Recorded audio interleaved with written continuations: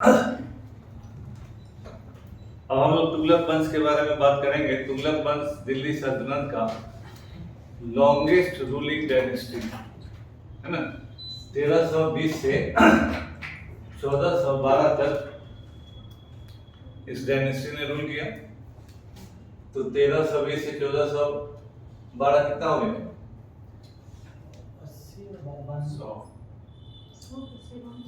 80 92 years है ना। 92 years शासन हुआ। तो लॉन्गेस्ट रूलिंग डायनेस्टी है तुगलक डायनेस्टी। हम लोगों ने खिलजी वंश के पतन के बारे में ब्रीफली उस पीरियड में पढ़ा था। खिलजी वंश पर जाने से पहले हम लोग देखते हैं तुगलक माने क्या हुआ। तुगलक एक ट्राइब था या व्यक्तिगत नाम था या क्या था, यह इतिहासकारों में विवाद का विषय है। जियाउद्दीन बर्नी, अमीर खुसरो इस पर कुछ कुछ लिखते हैं। हालांकि सामान्य तौर पर यह माना जाता है कि तुगलक यह केवल टाइटल था, व्यक्तिगत नाम था। अगर ये पारिवारिक टाइटल रहा होता तो और वंश के सभी लोगों ने इस तरह के टाइटल लिए होते, लेकिन आगे चलकर ऐसा नहीं। ऐसा हिस्टोरिकली माना जाता है कि they belong to the Korona tribe है ना। करोना जनजाति के तुर्क थे है ना। तो एक याद रखना है। और ये जो गियासुद्दीन तुगलक जो इसका संस्थापक है, ये खिलजियों के जमाने में एक प्रमुख व्यक्ति के रूप में उभर कर सामने आता है। और अलाउद्दीन इसको गाजी तुगलक की उपाधि देता है। गाजी तुगलक, क्योंकि हम लोगों ने पीछे के क्लास में पढ़ा था कि जफर खान जो अब ऐतिहासिक रूप से सत्य हो न हो, अलाउद्दीन खिलजी के लिए एक बिगर थ्रेट बनकर उभरा था।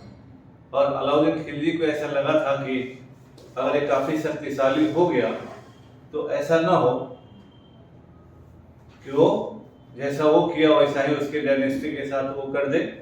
इसीलिए जब मंगोलों का आक्रमण हुआ, उस आक्रमण में जब जफर खान आगे बढ़ गया तो तुगलक ने अलाउद्दीन खिलजी ने उसको रीइंफोर्समेंट नहीं भेजा। लेकिन रीइंफोर्समेंट नहीं भेजे जाने के पीछे ये अलाउद्दीन खिलजी की गलती को नहीं माना जाता है, बल्कि जफर खान के इम्पेशेंस को माना जाता है कि उसने या उसके एक्शन के अनुसार अगर अलाउद्दीन खिलजी ने एक्ट किया होता तो हो सकता था कि खिलजी ही हार जाते मंगोलों से। इसलिए बहुत ही कैलकुलेटिव डिसीजन अलाउद्दीन खिलजी ने उस समय लिया। गाजी तुगलक का जीवन, फिर से ऐसे लोग इतिहास में बहुत सारे लोग बोलते हैं रिसोर्सेज का दिक्कत, बहुत सारा दिक्कत। गाजी तुगलक का जीवन भी एक सैनिक के रूप में शुरू हुआ है ना, एक सिपाही के रूप में शुरू हुआ। इसलिए हम लोग देखते हैं कि जो अधिकांश लोग, कोई दास है, कोई सिपाही से सुल्तान बन रहा है। तो इसलिए इतिहास एक इंस्पायरिंग चीज प्रस्तुत करता है पढ़ने वाले के लिए भी कि आप अगर मेहनती हैं, अगर योग्य हैं और परसिस्टेंट हैं, कंसिस्टेंट हैं, तो सफलता जरूर मिलेगी।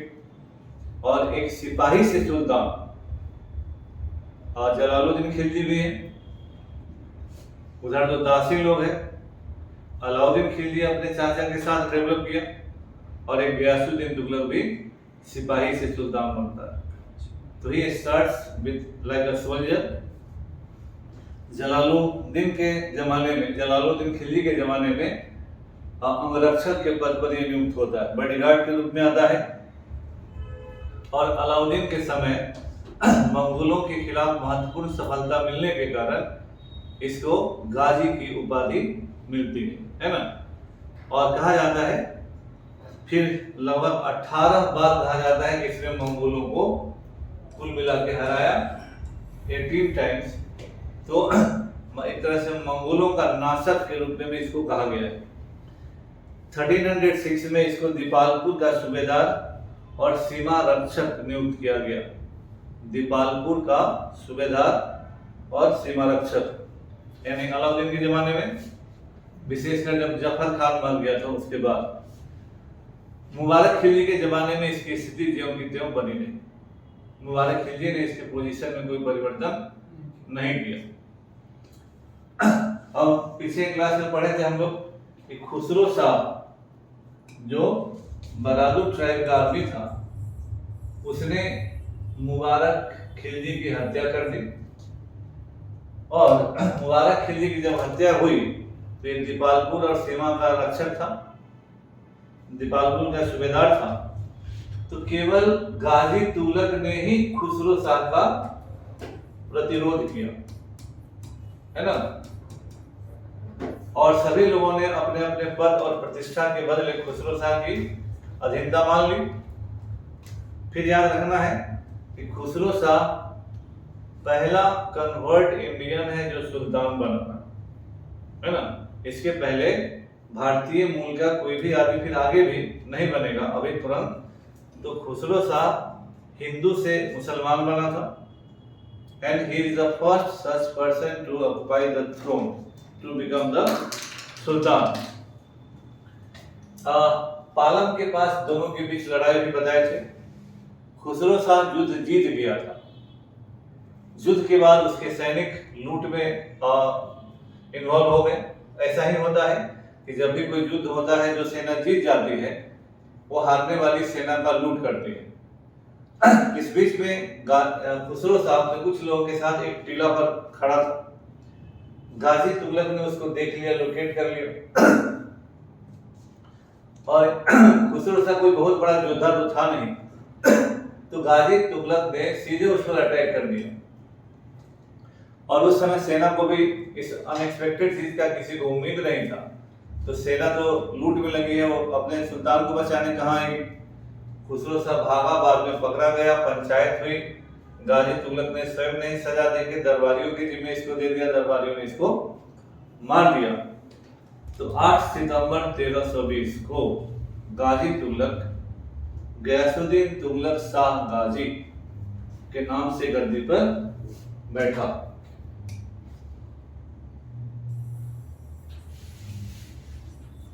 है ना। गयासुद्दीन तुगलक शाह गाजी, गयासुद्दीन तुगलक शाह गाजी के नाम से गद्दी पर बैठा, है ना। 1320 जिस समय गयासुद्दीन तुगलक गद्दी पर बैठा, अलाउद्दीन के द्वारा निर्मित साम्राज्य तितर बितर हो चुका था। Administrative system was gone, the market control system was gone, there was total political chaos in the whole empire. तो अलाउद्दीन ने जो निर्मित किया था वो पूरी तरह से खत्म हो गया था। हर जगह विद्रोह था। राजपूताना में विद्रोह था, बंगाल में विद्रोह था, बिहार में विद्रोह था, उड़ीसा में विद्रोह था, देवगिरी में विद्रोह था, तेलंगाना में विद्रोह था। यानी पूरे देश में राजनीतिक रूप से chaotic पॉलिटिकल कंडीशन क्रिएट हो गया था। इकोनॉमिक रेगुलेशंस ध्वस्त हो गए थे, कर वसूली अव्यवस्थित हो गया था, सेना का वेतन अनियमित हो गया था, कर देने वाले लोग भी उच्छृंखल हो गए थे। तो जब प्रशासन ही नियंत्रित नहीं था तो स्वाभाविक है कि सारी चीजें तो स्वाभाविक तौर पर आ जाएंगी, है ना। ये सब भी आ गया। गयासुद्दीन तुगलक एक सदा हुआ आदमी था, एक्सपीरियंस्ड आदमी था। उसने 1 by 1 सभी क्षेत्रों में कदम उठाने शुरू किए। पहला काम आर्थिक सुधार के क्षेत्र में हुआ।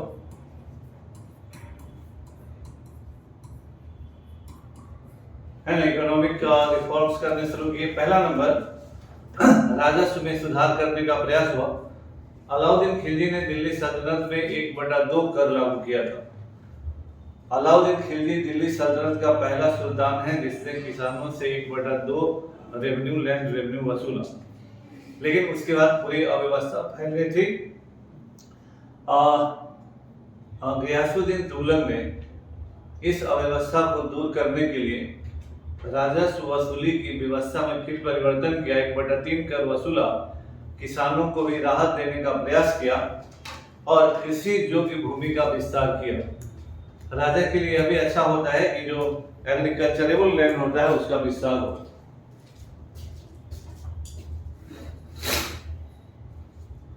तो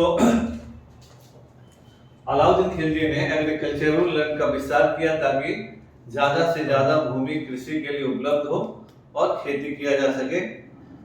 और उसने फिर यह भी प्रावधान दिया कि एक वर्ष में एक इक्ता में राजस्व की वृद्धि 1/10 से 1/11 के बीच होगी, उससे ज्यादा नहीं होगी। बटाई प्रथा लागू किया गया। खुद मुकद्दम चौधरी जिनके साथ अलाउद्दीन के जमाने में बुरा व्यवहार हुआ था और ग्रामीण क्षेत्रों में हिंदू के असंतोष का सामना करना पड़ा था, फिर से गियासुद्दीन तुगलक ने उनके साथ अच्छा व्यवहार किया। खुद मुकद्दम चौधरी स्थानीय स्तर पर कर वसूल करने वाले हिंदू लोग थे, क्योंकि उस समय भारत में मुसलमानों की संख्या मिनिमम थी। अगर राजा को कर वसूल करवाना है तो गांवों में हिंदू ऑफिशियल्स को अपॉइंट करना जरूरी था, लेकिन भ्रष्टाचार के कारण ही, जैसे जियाउद्दीन बर्मी को लिखेगा, वो घोर हिंदू विरोधी था, धर्मांध आदमी था, तो लिखेगा था हिंदुओं से बदला लिया। वैसा कुछ नहीं था। जब जिसकी सेना में 3/4 हिंदू सैनिक हो, वह क्या बदला लेगा। लेकिन बेसिकली भ्रष्टाचारियों के खिलाफ लिया गया एक्शन था। कैसे आजकल किसी भ्रष्टाचारी पर एक्शन होता है तो बोलते हैं कि हमारे जाति को आप तंग कर रहे हैं, हमारे धर्म को तंग कर रहे हैं, है ना। तो ये एक आवरण होता है जिसके पीछे लोग छुपने का प्रयास करते हैं अपनी गलतियों के कारण। सेना का भी पुनर्गठन हुआ। अलाउद्दीन के जमाने के बाद से, जब से अलाउद्दीन मरा, तब से सैनिकों को नियमित वेतन मिलना मुश्किल हो गया, क्योंकि जब राजस्व व्यवस्था ही बिगड़ जाएगी और मार्केट कंट्रोल भी खत्म हो गया। रेगुलेशन चलाने के लिए सक्षम अधिकारी की जरूरत होती, और जब अलाउद्दीन जैसा सक्षम अधिकारी उसका कोई बेटा नहीं हुआ। मुबारक शाह खिलजी कोई बहुत ही अयोग्य नहीं था, लेकिन अलाउद्दीन के मुकाबले योग्य नहीं था, इसलिए अलाउद्दीन के मार्केट कंट्रोल सिस्टम को वह लागू नहीं कर पाया ठीक से, और उसी समय से वो कोलैप्स कर गया। तो सेना राज जो मध्यकाल है, राज या प्राचीन काल है, राजा की शक्ति मूलतः सेना पर निर्भर होती है। वो कुछ हद तक आज भी है। अमेरिकन सेना कितने मजबूत है तो डोमिनेट करते हैं, चाइनीज सेना के बदौलत चीन का राष्ट्रपति डोमिनेट करता है। लेकिन उस जमाने में सेना राज्य के लिए मूल आधार थी, और पुलिस और सिविल दोनों का, आर्मी और सिविलियन का दोनों का काम करती थी। गियासुद्दीन तुगलक ने सेना के साथ बेहतर दृष्टिकोण अपनाने का प्रयास किया। नियमित वेतन देने का प्रयास हुआ, सैनिकों के साथ पुत्रवत व्यवहार किया, दाग और हुलिया, मतलब वेतन दिया, लेकिन दाग और हुलिया प्रथा को जो अलाउद्दीन खिलजी ने शुरू किया था उसको कठोरता पूर्वक लागू किया। सड़कों और पुलों का मरम्मत करवाया, नहरों को भी बनवाया, है ना। इसके एक बड़ा योगदान है नहर का विस्तार। नहर का विस्तार कृषि के लिए सबसे बड़ा फायदेमंद होता है। जिन इलाकों में कभी कृषि अच्छे से नहीं होगी, अगर उन इलाकों में नहर का विस्तार हो जाता है तो दोनों फसलों का अच्छा होना स्वाभाविक है। उस जमाने में राजाओं के आय का मूल आधार लैंड रेवेन्यू था, तो जितनी अधिक भूमि कृषि के अंतर्गत लाई जाएगी उतना ही अधिक राजा के राजस्व वसूली में सहायता मिलेगी, है ना। तो नहरों के विस्तार ने कृषि के विस्तार में मदद किया और राजा के लिए अतिरिक्त राजस्व का भी जुगाड़ हुआ। डाक व्यवस्था को भी संगठित किया गया। उस समय का डाक व्यवस्था का मतलब ये नहीं है कि आपका पत्र डाकिया डाक लाया वाला होगा। डाक व्यवस्था ट्विन रोल प्ले करता था। रॉयल कम्युनिकेशन को स्थापित करेगा और दूसरे जासूसी व्यवस्था को भी मजबूत करेगा, है ना, क्योंकि इन्हीं के माध्यम से आप विभिन्न इलाकों में जासूसी व्यवस्था को अंजाम देते थे। प्रत्येक 3/4 मील 3 से 4 मील के फासले पर हरकारे और घुड़सवार नियुक्त किए गए, जो खबर को एक जगह से दूसरे जगह, तो 3 से 4 मील एक घोड़ा चला उसके बाद फिर दूसरा घोड़ा चला, तो कम्युनिकेशन फास्टर होगा, क्योंकि एक ही घोड़ा लंबी दूरी नहीं चल रहा है, 3 से 4 मील चला, वो रुक गया, फिर दूसरा लेके चला, तो speed will be maintained and the information will flow very fast. तो ये सुधार उसने किए जिससे साम्राज्य में कुछ स्टेबिलिटी आ गई। अब उसने पॉलिटिकल ऑर्डर लाने का प्रयास शुरू किया। इसके तहत वारंगल पर अभियान भेजा गया। वारंगल, यहां पर वारंगल है ना, ये वारंगल अभियान है।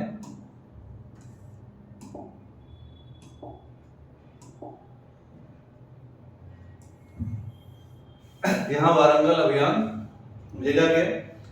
वहां के शासक थे प्रताप रुद्रदेव, और खिलजियों ने उनको हराया था, लेकिन पॉलिटिकल डिसऑर्डर का फायदा उठाकर प्रताप रुद्रदेव लगभग स्वतंत्र राजा के रूप में बिहेव कर रहे थे। जौना खान, प्रिंस जौना, याद कर लीजिए, प्रिंस जौना या उलुग खान, ये भविष्य का मोहम्मद बिन तुगलक है। प्रिंस जौना या उलुग खान को इस अभियान में भेजा गया कि जाओ बेटा देखो, मतलब जौना खान नाम था, he was given the title of Ulugh Khan and sent against Warangal. ऐसा माना जाता है कि जब गयासुद्दीन तुगलक 1321 में अभियान भेजा गया, वारंगल का अभियान, लेकिन इसी बीच अफवाह हुआ कि गयासुद्दीन तुगलक मर गया, क्योंकि बुरा होकर तो राजा ही बना था।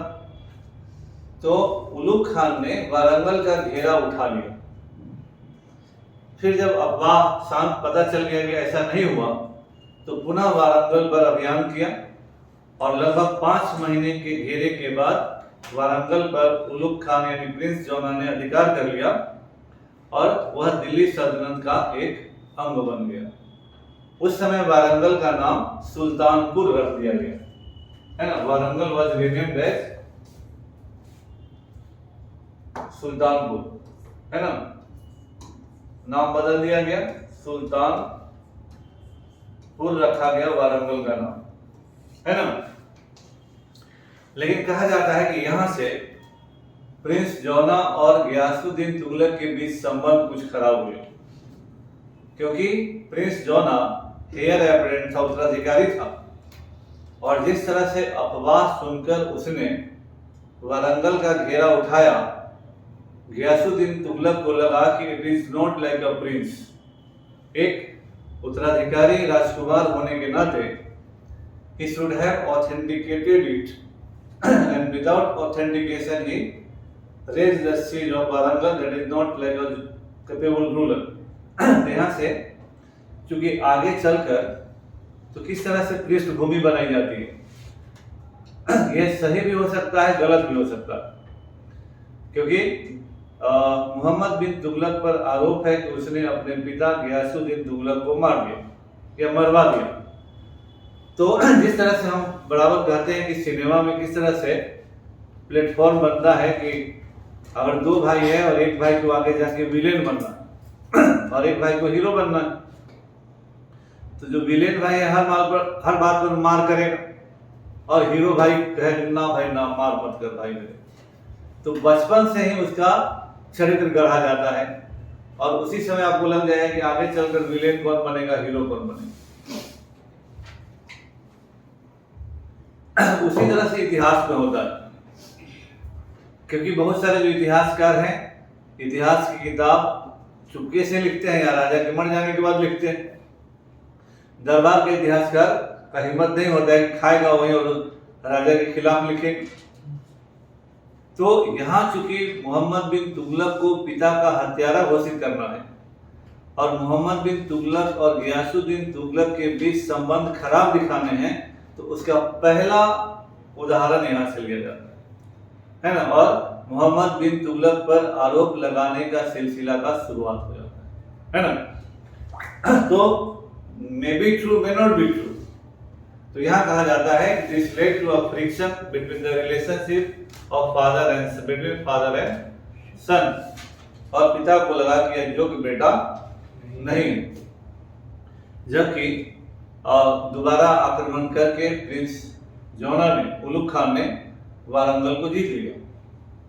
इसी समय 1324 में एक शेर मुगल के नेतृत्व में मंगोलों का आक्रमण हुआ और नायब वजीर मलिक सादी के नेतृत्व में मंगोलों को हरा दिया गया। लेकिन सबसे इंपॉर्टेंट था इस समय बंगाल अभियान।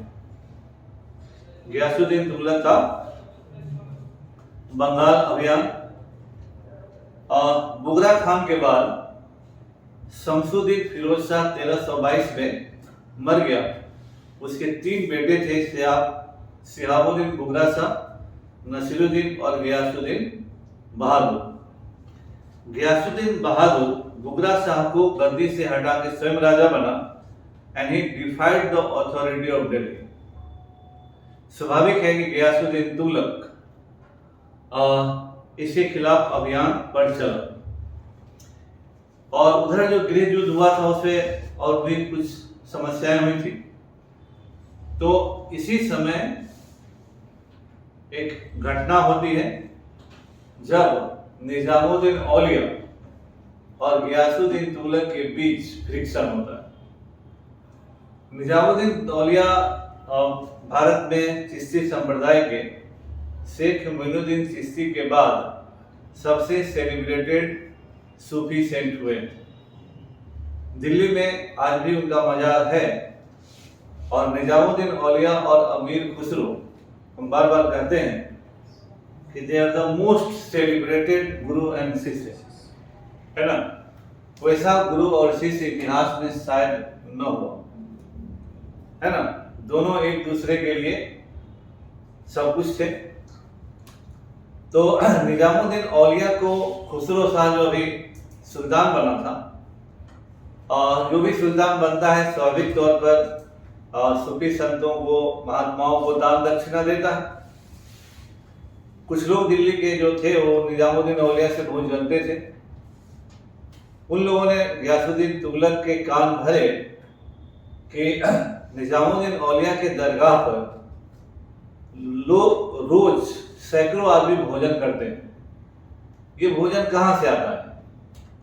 जबकि सूफी संतों में फक्र यानी फकीरी यानी भिक्षा मांग कर भोजन करना है, मांगना है, and they don't accumulate anything. जो भी निजामुद्दीन औलिया का भी विशेषता था कि जो भी उनका मिलता था वो सब उसी दिन बांट देते थे। तो लोगों ने कान भरा कि निजामुद्दीन औलिया के दरगाह पर इतने सारे लोग भोजन कैसे करते हैं। गियासुद्दीन तुगलक के कान भरा गया कि निजामुद्दीन औलिया और खुसरो शाह के संबंध अच्छे थे। खुसरो शाह ने निजामुद्दीन औलिया को बहुत बड़े पैमाने पर दान दिया था, और संभवतः आपके जो खिलाफ षड्यंत्र करने वाले लोग हैं they are financing Nizamuddin Auliya, और they have also meeting against you in his dargah. Nizamuddin Auliya को बुलाया गियासुद्दीन तुगलक। सूफी संतों का जो चिश्ती सिलसिला है उनका राज्य से कोई मतलब नहीं होता है। उनका वो क्यों भी आगे अकबर के ज़माने में शेख सलीम चिश्ती जरूर अकबर के इलाके में रहे, लेकिन उसके पूर्व चिश्ती संप्रदाय के लोग किसी भी शासक के दरबार में नहीं जाते थे, और आम जो फकीर होता है फकीरी की जिंदगी उन लोगों ने सबों ने दिया, and they don't use to live their own place, जो खानकाह कहलाता था, वो गए नहीं। और जब गियासुद्दीन ने पूछा कि उतना सारा धन क्या हुआ जो खुसरो शाह ने आपको दिया, इन्होंने कहा कि जनता का धन था, जनता को खिला दिया। इस तरह की बात सुनकर गियासुद्दीन तुगलक को बहुत गुस्सा आया, लेकिन गियासुद्दीन तुगलक को बंगाल जाना जरूरी था। गियासुद्दीन तुगलक बंगाल की तरफ चला। लोगों ने निजामुद्दीन औलिया से कहा कि बंगाल से लौटेगा तो जलालुद्दीन खिलजी ने हाजी मौला नाम के संत को सरेआम दरबार में मरवा दिया था। क्योंकि संत किसी की बातों में आते नहीं, सबऑर्डिनेशन मानते नहीं, तो ऐसा उसने किया और लोगों ने निजामुद्दीन औलिया से कहा कि जब गयासुद्दीन तुगलक वापस लौटेगा तो आपका भी बहुत संदेह व्यक्त किया। उसी पर निजामुद्दीन औलिया ने कहा था, दिल्ली हुनूज अस्त, दिल्ली अभी दूर है। यह निजामुद्दीन औलिया का स्टेटमेंट है। और संजोग ऐसा हुआ कि गयासुद्दीन तुगलक दिल्ली नहीं पहुंच पाया, है ना, लौट कर दिल्ली नहीं आ पाया। हालांकि निजामुद्दीन औलिया की तब तक मृत्यु हो चुकी थी, लेकिन Ghiyasuddin Tughlaq could not reach Delhi. तभी से एक कहावत प्रसिद्ध हो गया कि दिल्ली अभी दूर है। नहीं लोग बोलते हम आइए बन जाए, हम ये लोग कहते अरे दिल्ली अभी दूर है, रुक, है ना। तो दिल्ली अभी दूर है और अभी पीटी है, मेंस है, इंटरव्यू है, इसलिए स्टे कूल एंड काम। Gayasuddin Tughlaq had a successful campaign in Bengal. While returning from Bengal, he invaded Mithila. Again, BPSC के लिए याद रखिएगा, he is the first Sultan of Delhi to invade Mithila. And Karnat वंश के राजा थे हरि सिंह देव। हरि सिंह देव, he defeated Hari Singh Dev and he accepted his sovereignty. तो मिथिला पर अभियान हुआ। अब क्या हुआ कि जब गयासुद्दीन तुगलक लौट रहा था तो प्रिंस जौना यानी Ulugh Khan was incharge of Delhi. फिर हम लोग रजिया सुल्तान के जमाने में पढ़े कि जब भी सुल्तान राजधानी से बाहर जाता है तो जो उत्तराधिकारी होता है संभावित, उसी को राजधानी का प्रशासन सौंपा जाता था। इसलिए अगर प्रिंस जौना को राजधानी का प्रशासन सौंपा गया था, that itself implies he would be ruler Prince जौना था, है ना। अब क्या हुआ कि उसमें तरह तरह के कथा कहानियां जरूर हैं, कोई कुछ कहता है, कोई कुछ कहता है। अपने पिता के आगमन का स्वागत करने के लिए उलुग खान ने, प्रिंस जौना ने दिल्ली के बाहर गेट्स बनवाए, तंबू लगवाए, स्वागत का तैयारी किया। दो विवरण मिलता है। एक विवरण के अनुसार तंबू में बैठा थे सभी आदमी और तभी हाथियों का दौर शुरू हुआ। तो हाथियों के दौर से कुछ कोलाहल हुआ और कुछ डिस्टरबेंस हुआ, जिसके कारण सामियाना गिर गया। तो सामियाना मजबूत बनाया गया होगा, लकड़ी उकड़ी का रहा होगा, और मे बी दैट सामियाना गिरने में तो सामियाना के डंडा को नहीं कहा जाएगा कि गयासुद्दीन तुगलक के पर गिरना, वो तो रिमोट कंट्रोल नहीं था उस जमाने में। तो संजोग था गिरा होगा, और कभी कभी आदमी साधारण रूप से भी गिरता है तो मर जाता है ना, नहीं तो छत से गिर के भी जिंदा रहता है, टहलने लगता है। तो सामियाना गिरा एंड ही डाइड। एक विवरण कहा जाता है कि गेट बना हुआ था और गेट से हाथी जब गुजरा तो गेट ही उसके हाथी पर गिर गया एंड ही डाइड। तो कुछ लोग जो इसको विलेन, क्योंकि आगे इसको पगला बोलेंगे, ब्लड थर्स्ट, और बहुत सारे उपाधियां मोहम्मद बिन तुगलक को दिया जाएगा। अच्छा, हम लोग पढ़ेंगे तो क्या करेंगे, हम लोग पढ़ेंगे ही ना।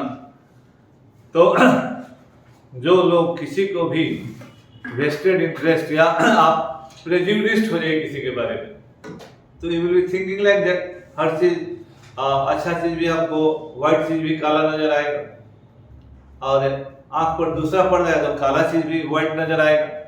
आदमी का तो लक्षण है कि जहाँ फायदा है वहां सही अच्छा लगेगा सब कुछ, जहाँ इंटरेस्ट क्लैश किया वहां सब कुछ खराब लगेगा।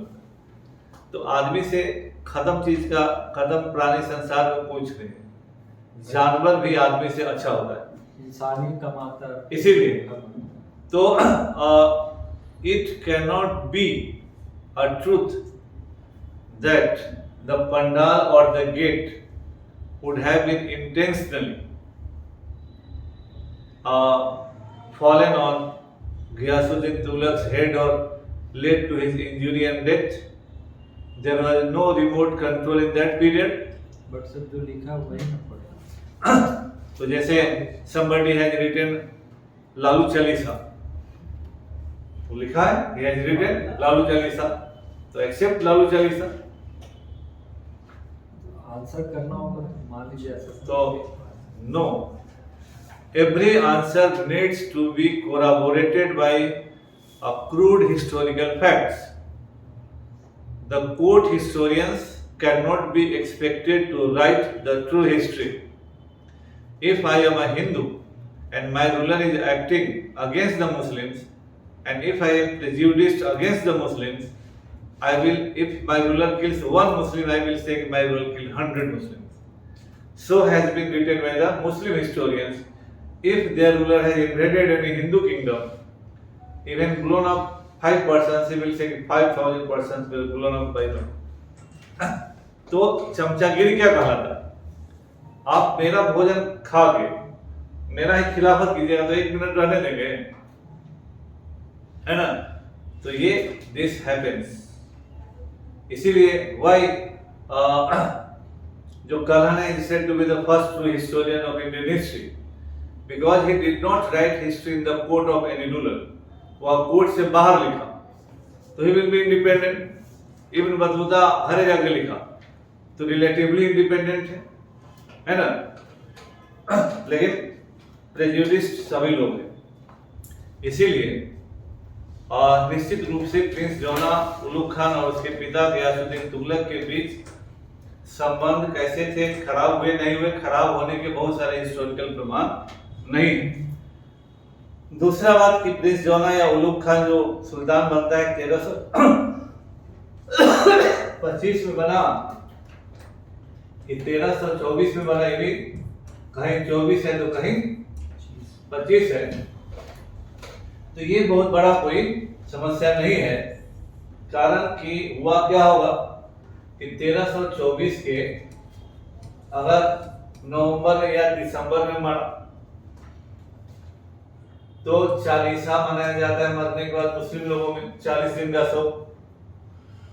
तो अगर 40 दिन मनेगा तो दिसंबर है तो जनवरी चला जाएगा 1325, है ना? तो ये हालांकि सब इमैटेरियल है, लेकिन इमैटेरियल बातों पर ही विवाद फैलाने का हमारे इतिहास में एक परंपरा रही, है ना?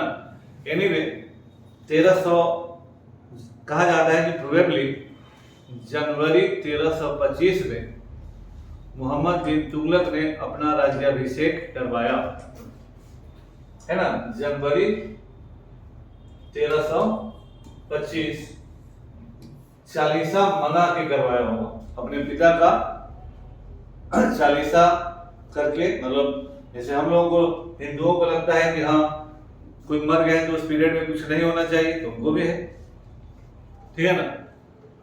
1325 में ऐसा हुआ। लेकिन मोहम्मद बिन तुगलक के बारे में तरह तरह के आरोप इतिहास में लगाए जाते हैं, और ये पहला जो आरोप का सिलसिला है वो अंग्रेज इतिहासकारों के द्वारा शुरू होता है।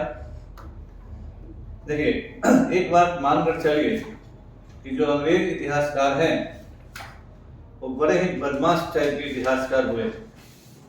दे have written history with the sole vested interest of colonialism. प्रारंभ में उन्होंने मुसलमानों से देश का शासन छीना, तो उनका प्राइमरी ऑब्जेक्टिव था मुसलमानों को बदनाम करना और हिंदुओं का साथ लेना। तो मुसलमानों के खिलाफ जितने भी डॉक्यूमेंट्स मिल सके उनको लेकर उन्होंने हिंदुओं को मुसलमान विरोधी बनाकर अपने पक्ष में करने का प्रयास किया। जब इतना बड़ा बौद्धिक प्रयास होगा तो उलूल जुलूल बातों को, जो गैर महत्वपूर्ण बात होंगे, उनको भी हम बहुत इन्फ्लेट करके दिखाएंगे, है ना? यह काम अंग्रेज इतिहासकारों ने किया। इसीलिए मोहम्मद बिन तुगलक के बारे में बहुत सारा जो आरोप है वह अंग्रेजों के द्वारा डाला गया आरोप है। जैसे एक इतिहासकार ने कहा कि sultan was one of the wonders of creatures, एकदम अजूबे बना दिया। एक ने कहा कि बदनसीब आदर्शवादी था, है ना, फेथफुल आइडियलिस्ट।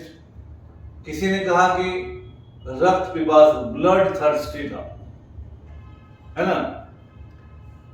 बर्नी ने कहा कि ऐसा सुल्तान जिससे जनता छुटकारा पाना चाहती थी। अब फिर मॉन्यूमेंट्स ऑफ ऑपोजिट्स, विरोधाभासी गुणों का जीता जागता नमूना था। और भी बहुत सारे लोगों ने अलग अलग तरह के इनकंसिस्टेंट कहा है और इनसेन कहा है, सनकी कहा है। हर तरह के एडजेक्टिव्स का प्रयोग जो भी संभव था वो सब लोगों ने किया, है ना। अब ठीक है, मतलब आपका मर्जी, आप लेखक हैं, आप बोलिएगा और आप अपने समर्थन में तर्क भी जुटा लीजिएगा। जो मर्डर करता है वो भी अपने डिफेंस में तर्क जुटा लेता है ना। आप हत्या भी करिएगा और अपने बचने के लिए एक से एक तर्क जुटा लेते हैं। ये है ना कमाल का बात। तो उसी तरह किसी पर जब आरोप लगाने जाते हैं तो आप तर्कों को खोज लाते हैं। लेकिन अगर उन सारे बातों को रैशनैलिटी के कसौटी पर कसकर देखिए, पहला नंबर कि यहां 2-4 साल शासन करना मुश्किल होता है अगर अयोग्य है। मोहम्मद बिन तुगलक 1325 से 1351, he rules all together for 26 years, 26 साल शासन करता है। क्या कोई पागल, इनसेन, इनकंसिस्टेंट, ब्लड थर्स्टी जो लोगों ने कहा है ना, वंडर ऑफ द पीरियड, 26 साल शासन कौन किया दिल्ली सल्तनत में? और कितने शासक हैं? फिरोज तुगलक करेगा, लेकिन फिरोज तुगलक भी चलती का ना, मतलब ले दे के चला किसी तरह से। तो अगर कोई शासक 26 साल शासन करता है और उसका आप इतना सारा विशेषण बदला रहे हैं,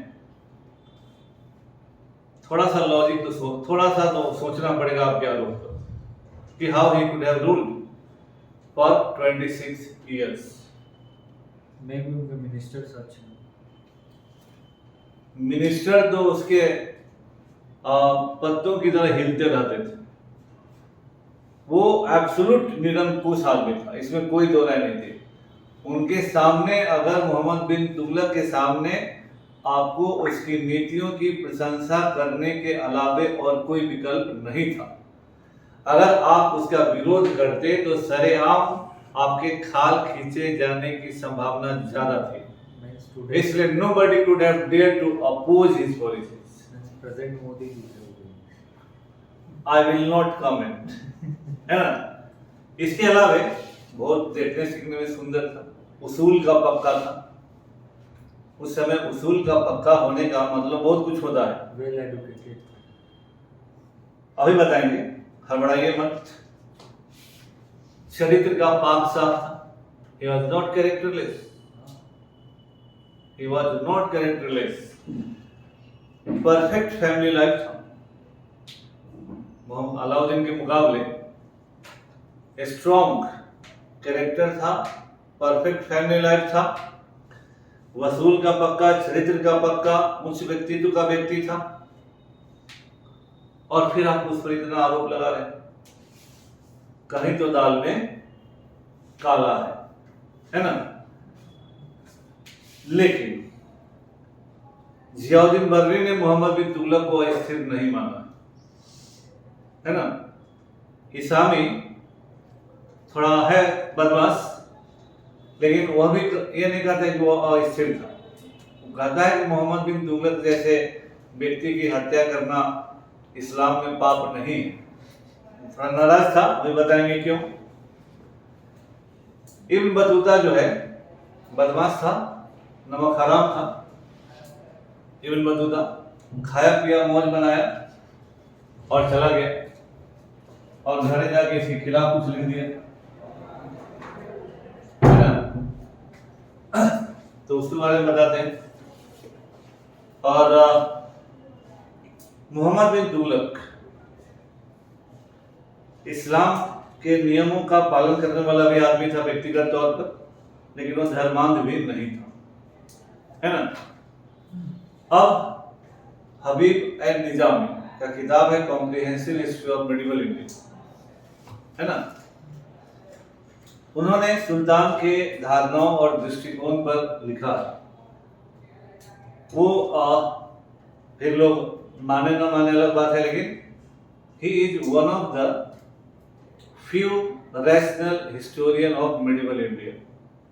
लोग नहीं मानेंगे, लेकिन he has written entire history on the basis of evidences, और उन लोगों का जीवन ही इसके लिए चला गया है। इरफान हबीब अभी भी जिंदा है। सर इतना फास्ट निजामी साहब मर गए हैं। इतना फास्ट हिस्ट्री कैसे? तो मुस्लिम हिस्ट्री लिखने के लिए पर्शियन, अरबी, उर्दू सब का नॉलेज आपको प्रॉपर चाहिए। Only then you can collect the information, resources, sources। Sir ये भी तो हो सकता है मुस्लिम को पोर्ट्रेट कर रहे होंगे अपने लिए। आप अगर गलत लिखेंगे तो आपको गलत साबित करने के लिए 1 लाख आदमी बैठा हुआ है ना।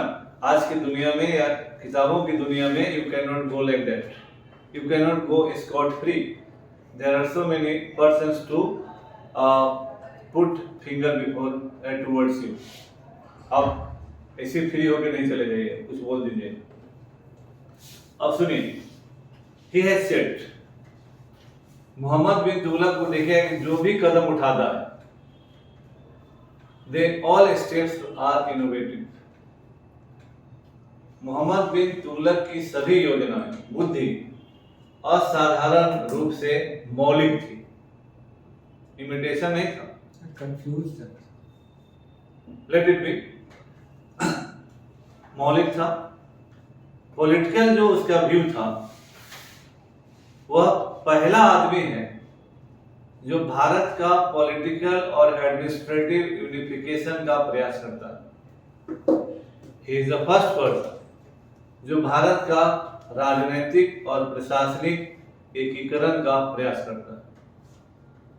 तीसरी बात, वह पहला सुल्तान है जिसे वर्ल्ड हिस्ट्री का, उस समय कंटेम्पररी वर्ल्ड का परफेक्ट नॉलेज था कि दुनिया के किस हिस्से में क्या हो रहा है ना। और बाहरी संसार के साथ घनिष्ठ राजनयिक और आर्थिक संबंध बनाने में वो विश्वास करता था, यानी इंटरनेशनल, अंतरराष्ट्रीय राजनय का जानकार था।